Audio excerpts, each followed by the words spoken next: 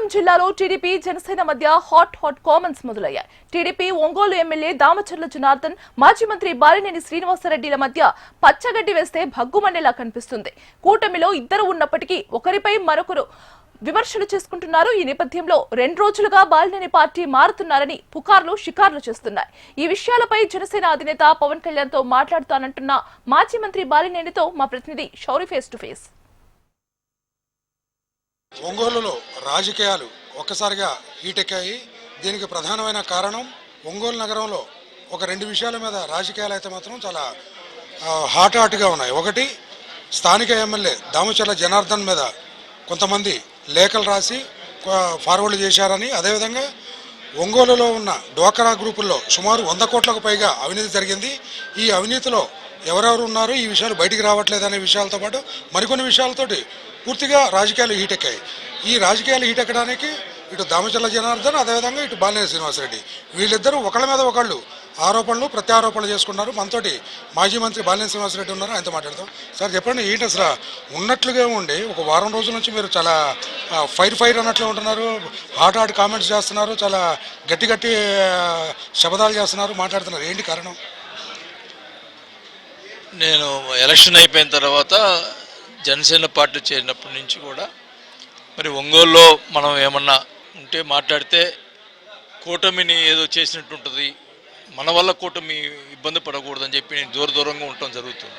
కానీ నేను ఎంత దూరంగా ఉన్నా కూడా నా గురించి కామెంట్ చేయటం, ఎవరో ఆయన మీద లెటర్లు రాస్తే నేను రాయించానని చెప్పటం, రకరకాలుగా ప్రతి విషయంలో కూడా ఎక్కడో చోట నా గురించి కామెంట్ చేయటం నేను ఓపికగా ఉన్నాను. అంటే అసలు ఈ లెటర్లు రాసిన దానిలో మీకు హెడ్ మాస్టర్ అని ఒక పేరు కూడా పెట్టారు. మీరే హెడ్ మాస్టర్ అయ్యి ఉండి మొత్తం మీరే స్క్రిప్ట్లు ఫోన్లో చెప్తే మీ ద్వారానే మొత్తం లెటర్లు ఇక్కడ టైప్ చేయడం జరిగింది, వాటిని ప్రింట్ చేయడం జరిగింది, విజయవాడలో బుర్కాలు వేసుకొని వెళ్ళి వాటిని పోస్టులు చేయడం జరిగింది, మొత్తం మీ వెనక మీరే నడిపించారన్నది వస్తున్న ఆరోపణలు. నేను ఒకటే చెప్తున్నా, నేను ఏదున్నా కూడా ఏమన్నా మాట్లాడాలనుకుంటే డైరెక్ట్గా మాట్లాడతా. నా రాజకీయ జీవితంలో 30 సంవత్సరాల నుంచి రాజకీయ జీవితంలో నేను ఎప్పుడు ఏదైనా ఉంటే డైరెక్ట్గా మాట్లాడతాను. కానీ ఇట్లాంటి చీకటి కార్యక్రమాలు, ఇట్లా లెటర్లు రాయటాలు, పేర్లు రాయటాలు ఇవన్నీ నాకు చేత కావు. గత 5 సంవత్సరాల్లో జరిగింది అది. ఇప్పుడు ఇది కూడా వాళ్ళు చేసినట్టే నేను కూడా చేశానని చెప్పి ఫీలింగ్లో ఉన్నాడు. నేను ఇందాక కూడా ప్రెస్లో చెప్పాను, నేను కనుక లెటర్ రాసి ఉంటే మా ఒకడే కొడుకు ఒట్టివేసి చెప్తున్నాను, నేను రాయలేదని చెప్పిన. నీ కూతురు మీద ఒట్టేసి చెప్పు అని చెప్పి నేను అడుగుతానన్నా. ఎందుకు నీకు తెలుసు, ఎవరు రాసింది తెలుసు. నీ దగ్గర నిన్నదాకా ఉన్నటువంటి ఎర్రజల్ల కిరణ్ అతను తెలుసుకొని పట్టుకుంటే అతను కూడా ఎదురు తిరిగాడు. అవును నేను రాశాను, నువ్వు నాకు అన్యాయం చేసావని చెప్పి మాట్లాడాడు. అతన్ని ఇంటికి తీసుకుపోయి కూర్చోబెట్టుకొని రాజీ చేసుకున్నావు. అది ఒంగోలు అందరికీ తెలుసు. మళ్ళీ ఇంకా దానితో కిరణ్తో పాటు మురళి అంటే నాతో బాగుంటాడని చెప్పి, నాతో ఉంటున్నాడని చెప్పి మురళి చేశాడు. కాబట్టి మురళి ద్వారా చేశాడు. నాకు ఏ సంబంధం లేదు. మొన్న నేను ఒంగోలు వచ్చిన రోజు 2 డేస్ బ్యాక్ వాళ్ళ పిల్లలు వచ్చి, సార్ మా మీద కేసు చేస్తున్నారండి, భయపడుతున్నాడు, మా నాన్న భయపడుతున్నాడు, ఇట్లా మ్యాన్ హ్యాండ్లింగ్ డిఎస్పీ కొడతారని చెప్పి భయపడుతున్నారంటే నేను ఎస్పీ గారికి ఫోన్ చేసి, సార్ కిరణ్ అనే అతను ఒప్పుకున్నాడు, అయినా కానీ ఇతను కూడా ఉన్నారంటున్నారు, ఇతను వచ్చి మీ దగ్గర సరెండర్ అవుతాడు అని వాళ్ళ పిల్లలు వచ్చి అడుగుతున్నారండి, మీ దగ్గర సరెండర్ అవుతారు అని చెప్పాను. దానికి కిషన్ రెడ్డి దగ్గర నుంచి ఫోన్ చేయించాడు అంటారు. ఇవన్నీ నాకు ఏం సంబంధం? కిషన్ రెడ్డికి ఫోన్ చేశాను, ఎస్పీ గారికి ఫోన్ చేయాలంటే నేనే డైరెక్ట్ చేయనా? నేను 5 సార్లు ఎమ్మెల్యేను 2 సార్లు మినిస్టర్ చేసిన, ఆ మాత్రం డైరెక్ట్ ఎస్పీ గారికి ఫోన్ చేయలేమా? వాళ్ళు రెస్పాండ్ అవుతారు కదా. సార్ ఇప్పుడు ఈ లెటర్ల విషయంతో పాటు డ్వాక్రా గ్రూపుల్లో జరిగిన అవినీతి కూడా చాలా పెద్ద ఎత్తున జరిగింది అని వారు చాలా విచారణ కమిటీలు కూడా వేశారు. ఆ విచారణ కమిటీ రిపోర్ట్లు కూడా బయటకు వచ్చినాయి అంటున్నారు. అసలు ఏంటి దాని మీద కూడా మీరు చాలా గట్టిగా మాట్లాడుతున్నారు? అంటే ఎందుకు మాట్లాడుతున్నానంటే లాస్ట్ 5 ఇయర్స్లో లాస్ట్ గవర్నమెంట్లో కూడా డ్వాక్రాలో అవినీతి జరిగింది, వాళ్ళ అబ్బాయి ప్రమేయంతో జరిగింది అని చెప్పి నా మీద అసత్య ప్రసారాలు చేశారు. దానికోసమనే నేను ఇప్పుడు కూడా జరిగినాయి అని చెప్పి చెప్పారు.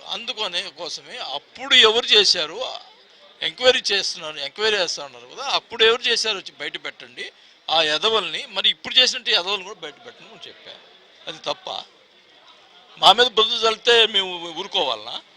అది ఎందుకు ఎంక్వైరీ మీరే కదా, నువ్వే చేపిస్తున్నావు ఎంక్వైరీ, నువ్వే చేయించు. చంద్రబాబు నాయుడు గారికి చెప్పారని చెప్తున్నావు, మాట్లాడితే నేను చంద్రబాబు నాయుడు గారికి చెప్పాను, మేమే ఎందుకు మాట్లాడతావు? ఓకే, ఇది కూడా అడుగుతా ఉన్నా. జనార్దన్ గారు, నేను వస్తాను పలానా టైంలో బాబు గారికి, మీరే అపాయింట్మెంట్ ఇప్పించండి బాబు గారికి దగ్గర, నేను కూడా వస్తాను, మా మీద ఎంక్వైరీ చేయండి అని అడుగుదాం. ఇది నేను ఇచ్చిన కాగితం, నీవు ఇచ్చిన కాగితం ఇచ్చుకో, బాబు గారికి పెడదాం. తప్పే వద్ద బాబు గారు తెలుస్తాడు. ఓకేనా? దీనికి సిద్ధమా? రెడీయా? నువ్వు అంటున్నావు కదా దేనికైనా మాట్లాడడానికి సిద్ధంగా అంటున్నావు కదా, నేను రెడీ. ఎక్కడికి రమ్మంటావు చెప్పు, వస్తా.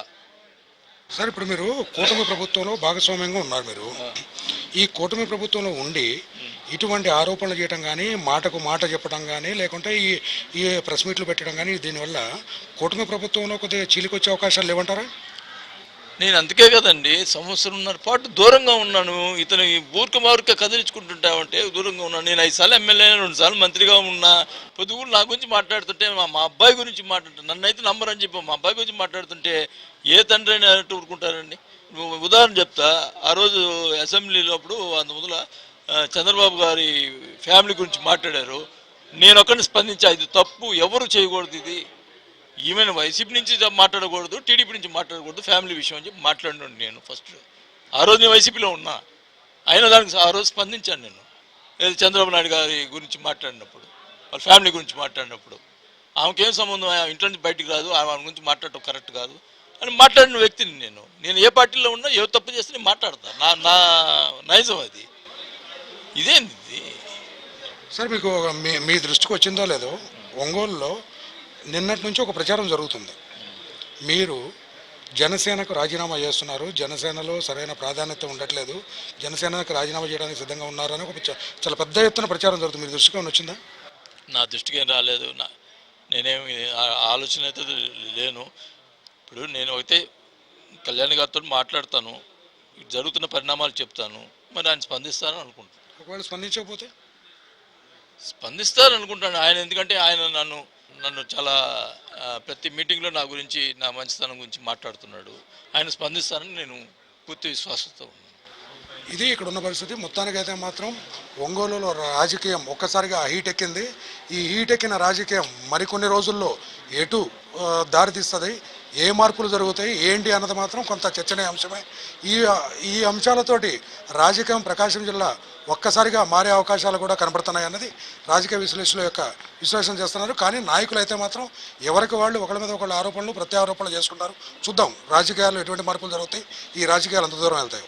కెమెరామెన్ రామ్జీతో శౌరి,